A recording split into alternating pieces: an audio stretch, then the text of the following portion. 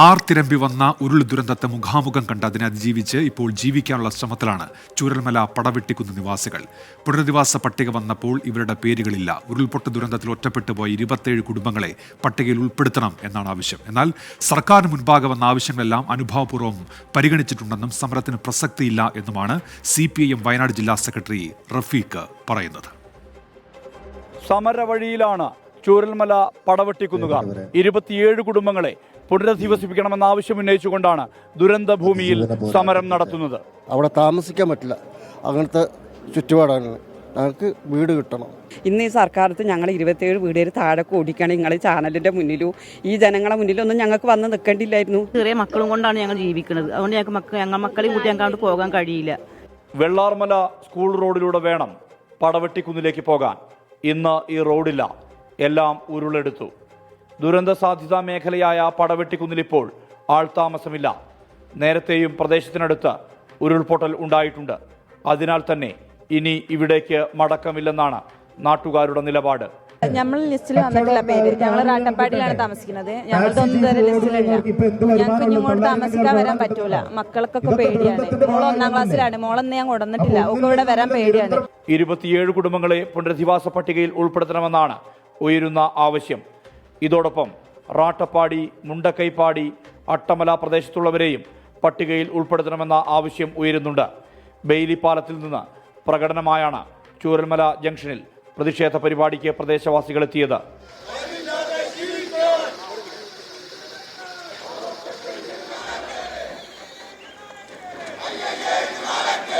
ജില്ലാ പഞ്ചായത്ത് പ്രസിഡന്റ് ഷംസാദ് മരക്കാർ പ്രതിഷേധ പരിപാടി ഉദ്ഘാടനം ചെയ്തു.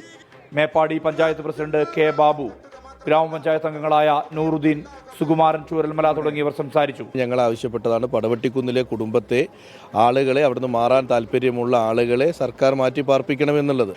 പടവെട്ടിക്കുന്ന്, മുണ്ടക്കൈ, കുറിച്യാർമല, ചെമ്പ്ര തുടങ്ങിയ ലാൻഡ് സ്ലൈഡ് സാധ്യതയുള്ള മേഖലയിൽ നിന്ന് ആളുകളെ മാറ്റി പാർപ്പിക്കണമെന്നുള്ളൊരു നിവേദനം അല്ലെങ്കിൽ ഒരു റിപ്പോർട്ട് കളക്ടറേറ്റ് ഉണ്ട്. സമരം അനാവശ്യമെന്ന നിലപാടാണ് CPIM ജില്ലാ സെക്രട്ടറി K. റഫീഖ് പങ്കുവച്ചത്. സർക്കാരിന് മുമ്പാകെ വന്ന വിഷയങ്ങളെല്ലാം അനുഭാവപൂർവ്വം പരിഗണിച്ചിട്ടുണ്ട്. ഒന്നിച്ചു നിന്ന് പുനരധിവാസ നടപടികൾ പൂർത്തീകരിക്കണമെന്നും റഫീഖ് ആവശ്യപ്പെട്ടു. ഗവൺമെന്റിനോട് ഇതുവരെ ഉന്നയിച്ച ആവശ്യങ്ങളെല്ലാം അതിൻ്റെ പരിമിതികൾക്കുള്ളിൽ നിന്നുകൊണ്ട് അനുഭാവപൂർവ്വം പരിഗണിച്ചുകൊണ്ടാണ് ഗവൺമെന്റ് മുന്നോട്ട് പോയത്. അതുകൊണ്ടൊരു പ്രക്ഷോഭത്തിലൂടെ നേടിയെടുക്കേണ്ട ആവശ്യകത ഇപ്പോഴില്ല. ഗവൺമെന്റ് എല്ലാ കാര്യങ്ങളും പരിശോധിച്ചുകൊണ്ടാണ് നിലപാട് സ്വീകരിക്കുന്നത്. നാളെ ജനശബ്ദം ആക്ഷൻ കമ്മിറ്റി കളക്ടറേറ്റിന് മുന്നിൽ ഉപരോധം സംഘടിപ്പിക്കുന്നുണ്ട്. പുനരധിവാസ പട്ടികയിലെ പൊരുത്തക്കേടുകൾ ഉയർത്തിക്കാട്ടുകയാണ് ആക്ഷൻ കൗൺസിലുകൾ. നാളെ ജനശബ്ദം ആക്ഷൻ കമ്മിറ്റിയുടെ നേതൃത്വത്തിൽ കളക്ടറേറ്റിന് മുന്നിൽ സമരം നടത്തും.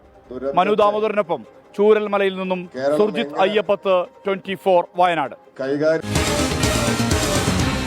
പൊതുജനം കഴുതയല്ല സാർ.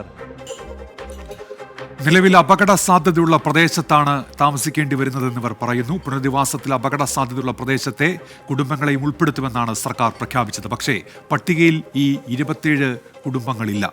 ഇനിയും ഭീതിയോടെ ഇവിടെ കഴിയാൻ സാധിക്കില്ല എന്നാണ് അവർ വ്യക്തമാക്കുന്നത്. പ്രതികരണങ്ങളിലേക്ക്. 4 വർഷമായി ഞങ്ങൾ ഇങ്ങനെ കുത്തുമല പൊട്ടിയെന്നും ഞങ്ങൾ സംഭവിച്ചു. അതുകൊണ്ട് ഞങ്ങൾക്ക് പറ്റൂല. ഞങ്ങളെ കൂടെ പുറപ്പെടും കൂടെ കൂട്ടുകാരും എല്ലാവരും മരിച്ചുപോയി. ഇനി അവരെ ചവിട്ടി കയറിയിട്ട് വേണം ഞങ്ങൾക്ക് പോകാൻ. ഇനി പറ്റൂല. എൻ്റെ മക്കൾക്ക് ആർക്കും പറ്റൂല. മക്കളൊക്കെ പേടിച്ചു പോയി. ഞങ്ങൾക്ക് എത്രയും പെട്ടെന്ന് ഞങ്ങളൊരു തീരുമാനത്തിലെത്താൻ ദൈവത്തോടെ ഞങ്ങൾ പ്രാർത്ഥിക്കുകയാണ്. നന്നായിട്ട് ജീവിച്ച ആൾക്കാണ്, ഒരുമയോടുകൂടി. ഇനി ഞങ്ങൾക്ക് പ്രായമായി കഴിഞ്ഞ് ഞങ്ങൾക്ക് ഇനി എവിടെയും ഓടാൻ വയ്യ. ഒരു മനുഷ്യൻ അവിടെ ഇല്ല. 3 ദിവസം മഴ പെയ്തിട്ട് ഒരു ഓട്ടോറിക്ഷ വരെ ഇവിടെ വിളിച്ചിട്ട് ഈ സ്ഥലത്തേക്ക് വന്നിട്ടില്ല. ഞങ്ങളൊക്കെ സുഖമില്ലാത്ത ആൾക്കാരാണ്. പടവെട്ടിക്കുന്നൊക്കെ ഇനി ഞങ്ങൾക്ക് പോകാൻ പറ്റൂല. ഇനി ഇതേപോലെ 2 കൊച്ചുമക്കൾ ഒരു ഗർഭിണി പെണ്ണിനെ എടുത്ത് രാത്രി 2 മണിക്ക് ഞങ്ങൾ കാട് കയറി ഓടിയതാണ്. ഇനി ഞങ്ങൾക്ക് അങ്ങോട്ട് പോകാൻ പറ്റില്ല. ഞങ്ങൾക്ക് വീട് എന്തായാലും ഞങ്ങൾക്ക് വീട് കിട്ടിയേ തീരൂ.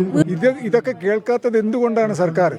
സർക്കാർ ഇവരെ കേൾക്കണമല്ലോ. ഈ ജനങ്ങളെ കേട്ടിട്ടുണ്ടെങ്കിൽ ഇങ്ങനെ ഒരു ആശങ്ക ഉണ്ടാവുമോ?